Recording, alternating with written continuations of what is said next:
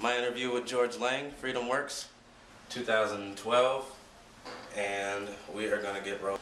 George, I definitely thank you for meeting with me today and doing this interview. It's going to be a great thing. Now, George, can you tell the story for the camera and everybody at Bethel University and Biblical Justice 855 to 1010, how we met? We met, it would have been in 2006 in the I-5 program, which would have been at Lino Lakes Correctional Facility here in Minnesota. The time that we met, I had already been in prison for about 2 years. You came in to lead worship. Yes, that is definitely how we met. Now, I have to admit to you that when I first met you, you came up to me, you were very humble. And, you know, I had no idea how to talk to or interact or how I can be with someone who's in prison. You know, based on movies that I saw, you know, of prison, you know, I didn't know what my boundaries were. Now, when you got out of prison, did you face that same kind of thing? But now coming out of prison, you realize that mainstream media, the world, would deem somebody that's been incarcerated as somebody that you don't approach, that you turn away from. No matter what your crime was, immediately violence comes to somebody's mind. You know, can they trust you? Are you going to rob them? But now in Christ, we want to come out. Now the light bulb is on, so to speak.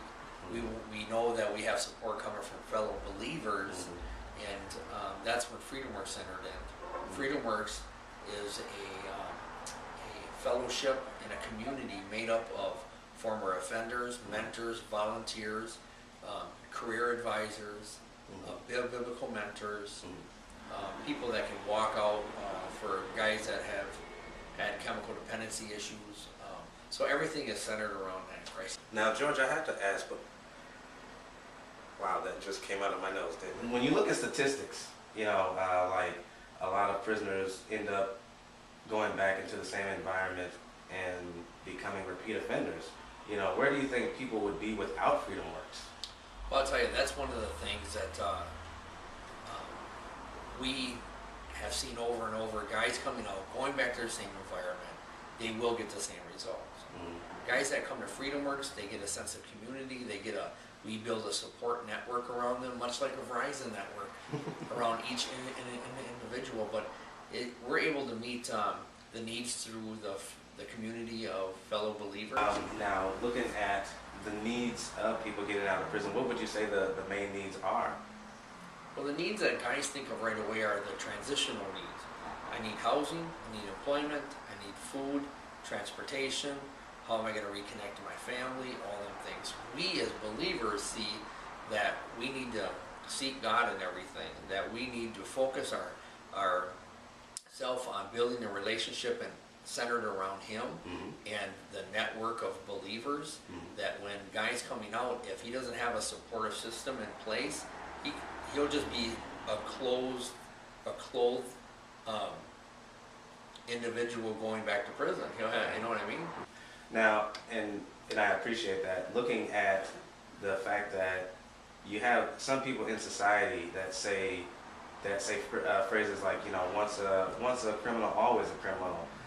When, from a Christian standpoint, as someone who got out of prison, you know, what do you say to stigmas like that? So for men that are coming out of prison that exhibit no difference in their behavior or display anything, and as far as change, they will be the same person. The men that we work with have put their eyes on Christ, that have came here on a voluntary basis, that know that they can't go back to the same place that they came from, and doing so, it can look very gray, very dim, but they get a different result because they're pursuing change. I have to ask George, now what do you think scripturally the Bible talks about how society should treat someone who got out of prison? I have a biblical view of reentry that God had definitely placed in people that have been oppressed. They're thinking more out of survival. What do they got to? They've got to do something now to make a fulfillment of some kind of a need. So now, as we come out of prison, and we meet all the same circumstances, in a lot of ways, there's people that are meeting us the world is going to meet you with the same oppression, the worldly views.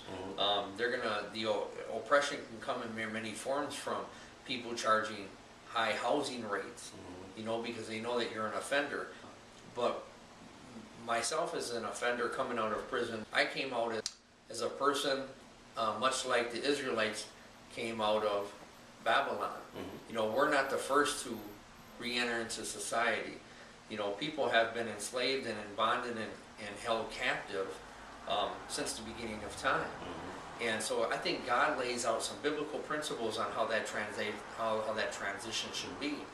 For one, I know I'm real strong on Nehemiah chapter 5 points out clearly that there are people who are going to be in our way that will be the oppressors.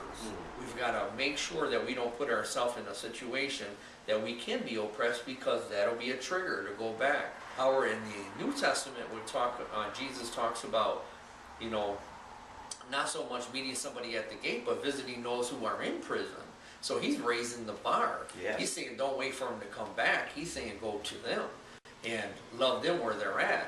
But you do have to be mindful, and you have to use discernment that you aren't dealing with somebody that's made some bad choices, and that more than likely, until the transformation starts, they can continue to make bad choices. And that you've got to be able to have a mindset that guys, when they're coming out, even if you had a relationship with them inside prison, when they stumble, just to be able to walk it out with them.